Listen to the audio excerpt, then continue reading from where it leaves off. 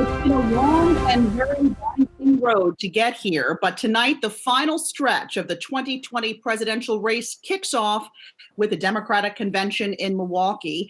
It's going to look a lot different from what we're used to with virtual speeches, but when it's over, Joe Biden will officially be the Democratic nominee to take on President Trump in the fall.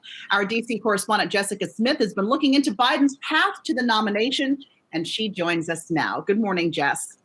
Good morning, Alexis. Soon it will be official. Former Vice President Joe Biden will accept the nomination later this week virtually from Delaware after the DNC scrapped plans for an in-person convention in Milwaukee. And while he never could have expected the moment would look like this is something Biden has been waiting for decades.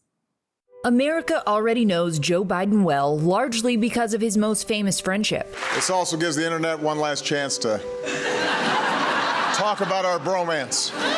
Biden spent 8 years as vice president and 36 years in the United States Senate. His long history in Washington could be both an asset. Choosing Joe to be my vice president was one of the best decisions I ever made. And a liability. He presided over the Anita Hill hearing. Can you tell the committee what was the most embarrassing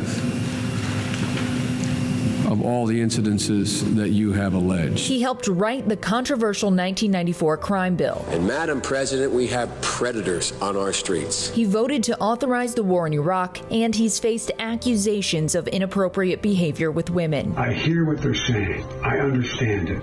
And I'll be much more mindful. That's my responsibility. Biden argues his decades of experience make him uniquely qualified to lead a nation in turmoil. You know what it's like as much as anybody to be in the White House during a crisis. As VP, he helped get the Affordable Care Act over the finish line, and now he wants to expand access to health care by building on it. He's a moderate Democrat who says he'll raise taxes on corporations, invest in education, and boost American manufacturing. Biden touts his relationship with world leaders and argues he'll need to rebuild America's standing abroad. Biden entered the race last year, calling this election a battle for the soul of America. We got to beat Donald Trump, and we will, but we can't become like him. This isn't the first time Biden has run for president. He tried in 1988 and again 20 years later. He considered it in 2016 but opted out as he grieved the loss of his son Beau. His late son, at least in part, led him to his now running mate, U.S. Senator Kamala Harris. I know how much Beau respected Kamala and her work, and that mattered a lot to me, to be honest with you, as I made this decision. Biden vowed to pick a woman as his number two, and his choice made history.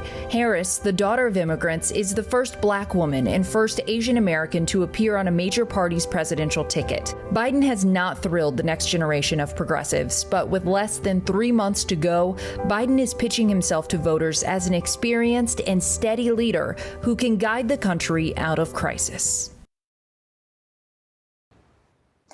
Tonight, the Democratic Party will put on a show of unity with its speakers. It will appeal to both progressives and even some moderate Republicans. We'll hear from Senator Bernie Sanders, former First Lady Michelle Obama, and the former Republican governor of Ohio, John Kasich.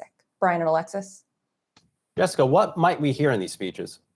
I think it's going to be that call for unity, trying to rally the party around Vice President Joe Biden. As I mentioned there, progressive voters aren't necessarily really excited about former Vice President Biden. So hearing from Bernie Sanders will be just a call for uniting the party.